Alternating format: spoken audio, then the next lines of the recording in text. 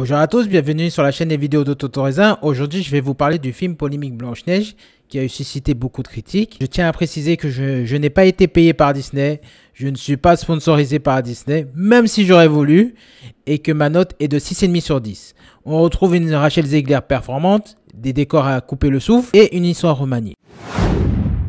On va commencer, comme vous le savez tous, il y a eu beaucoup de polémiques. Déjà, la numéro 1, c'est le choix de l'actrice. Rachel Zegler est issue d'un métissage blanc-latin, donc polonaise et colombienne. Et donc, beaucoup de gens se sont indignés en disant que ça ne collait pas au personnage de Blanche-Neige. Dans le dessin animé de 1937, Blanche-Neige est décrite comme blanc comme la neige. Mais les gens oublient l'autre version de les frères Grimm. Il est dit aussi que le terme blanc dans Blanche-Neige est synonyme de pureté, de noblesse et de richesse. Donc en fait, il y a deux interprétations au nom de Blanche-Neige. La deuxième polémique, c'est Gal Gadot. Gal Gadot est d'origine israélienne. Et comme vous le savez, il y a un conflit Israël-Palestine. Et elle met beaucoup de commentaires sur Twitter. Et les gens, ça ne leur a pas plu et ça fait beaucoup de polémiques. La troisième, c'est Peter Dinklage. Peter Dinklage est connu dans son rôle dans Game of Thrones. Et dans une interview, il a dit, quand il a su qu'il y avait à voir Blanche-Neige et les 7 nains, il s'est dit que c'est sûr que les réalisateurs, les scénaristes vont l'appeler pour jouer un nain. Donc Disney a dû revoir sa copie. Peter Dinklage disait que c'était très stéréotype, que voilà, comme je suis nain, et ben je vais devoir aller jouer dans ce film. L'histoire de ce film est pas compliquée et vous la connaissez tous, mais je vais juste apporter quelques changements. Déjà, les nains. Les nains ne sont plus les 7 nains, en fait c'est des créatures magiques. Donc ils ont dû modifier ça pour la nouvelle version de 2025. Il y a eu des personnages qui ont été ajoutés, dont le personnage de Jonathan. Blanche-Neige, elle est plus passive comme elle était dans le film de 1937. Là, elle est plus proactive, elle est revue au goût du jour. Plus, le plus important, c'est que Blanche-Neige est née dans une tempête de neige, donc c'est pour ça qu'ils ont dit que son nom est Blanche-Neige. Voilà pour les changements de ce film. Maintenant, on va parler du côté positif de ce film. Déjà, les effets spéciaux. Les effets spéciaux, moi, je les trouvais pas mal. Malgré qu'il y a une chose que je vais dire dans la partie négative, que j'ai trouvé ça absurde. Les décors et les costumes sont, pour moi, je les trouvais extraordinaires. Le costume de Blanche-Neige avec sa robe jaune, ça flash avec le visuel du film. Pareil, le costume de Gal Gadot avec le noir, le violet et le bleu, ça matche bien ensemble. Les décors, on peut pas dire que Disney ne font mal des décors. Les décors, on croirait même que c'est un décor de Moyen-Âge et on dirait même pas que c'est tourné en studio. Et surtout, Blanche-Neige est modernisée. Tu peux pas rester toujours dans un film de 1937. Faut évoluer les mentalités. Et tu peux pas être la Blanche-Neige qui alliait, qui était passive et tout. Là, faut changer un peu. Donc, je trouvais ça bon. Les musiques sont vraiment pas mal. Et en plus, ils ont additionné des musiques qui n'y étaient pas dans la version de 1937. Et il faut dire ce qui est. La performance de Rachel Zegler et de Gal Gadot sont bonnes. Rachel Zegler, elle est performante. Elle sait jouer, elle sait chanter, malgré toutes les critiques qu'elle a pu avoir. Et Gal Gadot, même si je ne suis pas un fan de Gal Gadot, là, elle a fait un taf convenable.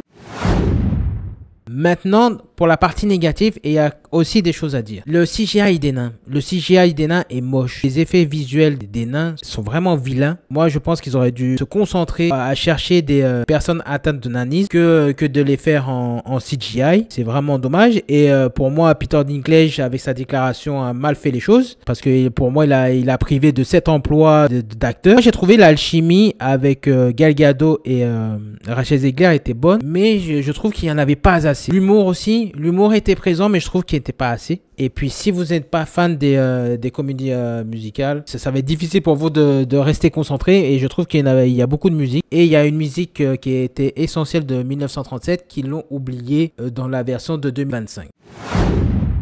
Maintenant, mon avis. Vous le savez que le film, je l'ai noté 6,5 sur 10. Il y a du bon côté, il y a du mauvais côté.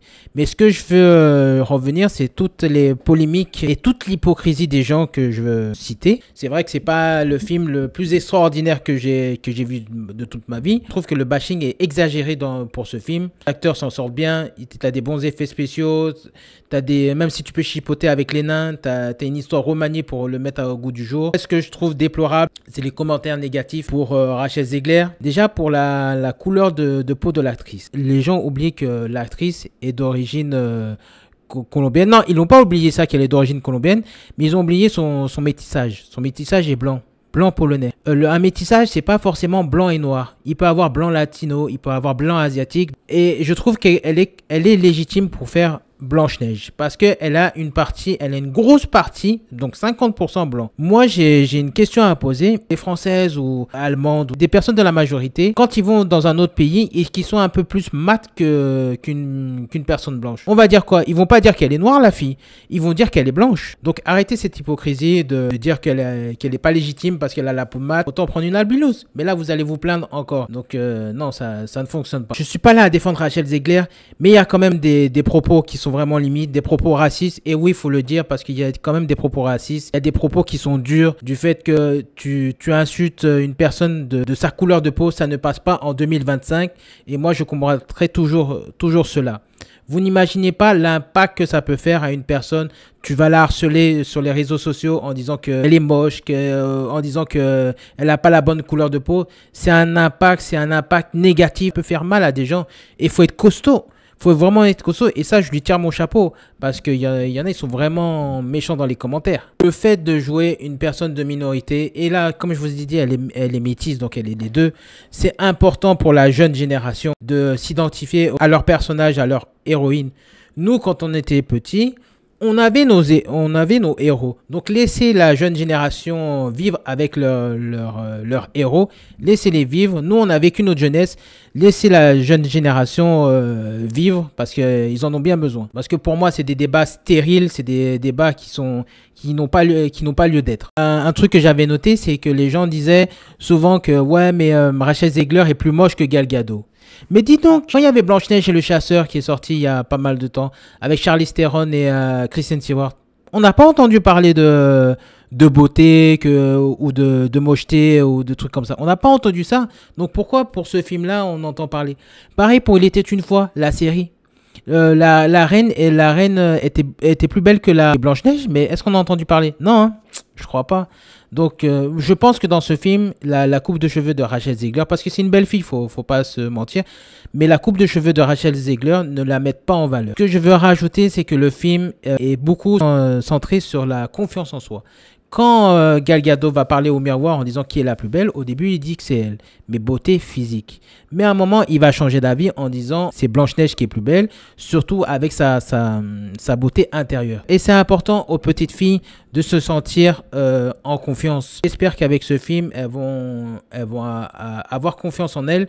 Parce qu'elles en ont bien besoin, parce que le monde, comme on dit, le monde est méchant. Le fait que souvent dans les commentaires, on entend dire ouais mais pourquoi pas Nelson Mandela blanc. Ça ne marche pas Nelson Mandela blanc. C'est un personnage historique et moi je me battrai tout le temps en disant que les personnages historiques il faut que ça reste la même couleur. Autre chose que j'ai noté c'est des fake news et une en particulier c'est que dans le film il y a Blanche-Neige et Jonathan et Jonathan en fait il a des compagnons. Il a 7 compagnons et dans la fake news que j'avais vue ces 7 compagnons étaient accompagnés de Blanche-Neige et les gens disaient que et dans l'article, il disait que c'était les 7 nains de Blanche-Neige. Alors que pas du tout. C'est des compagnons de Jonathan. Je reprends sur la couleur de peau.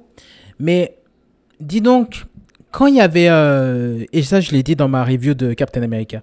Quand Tom Hardy, qui est un acteur blanc britannique qui joue Bane, un personnage latino dans Batman, un ennemi de Batman, est-ce que ça a posé problème? Non. On a salué la performance de l'acteur. Quand il y a eu Rachel Gould et Talia al Ghul, 2 personnages de Batman encore qui sont arabes mais joués par des personnages blancs et Marion Cotillard qui est une française et Liam Neeson un britannique, est-ce que ça a posé problème? Non. Est-ce que, et là je vais parler d'un Disney, Prince of Persia, vous vous rappelez de ce film Prince of Persia qui est joué par Jake Gyllenhaal. Jake Gyllenhaal qui est un immense acteur, joue le Prince of Persia, un personnage arabe. Est-ce que ça a posé problème? Non. Donc pourquoi quand c'est Blanche-Neige, là les gens ils pètent des câbles et ça pose problème. Donc en fait il y a 2 poids 2 mesures. Le dernier exemple que je vais dire c'est par exemple Jean Dujardin. Jean Dujardin il a fait Zorro. Mais est-ce que les gens aussi ils en ont parlé? Donc non.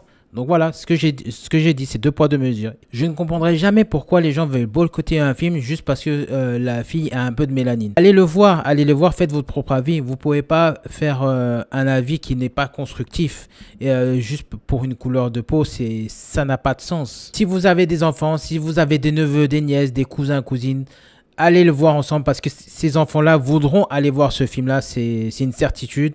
Mais ne commencez pas à les empêcher d'aller voir ce film. Vous allez faire une sortie en famille, ça va vous détendre. Parce que je trouve qu'il y a entre la polémique, entre la politique et Disney, c'est des débats houleux. Donc allez le voir. Si vous voulez pas aller le voir, ben, tant pis.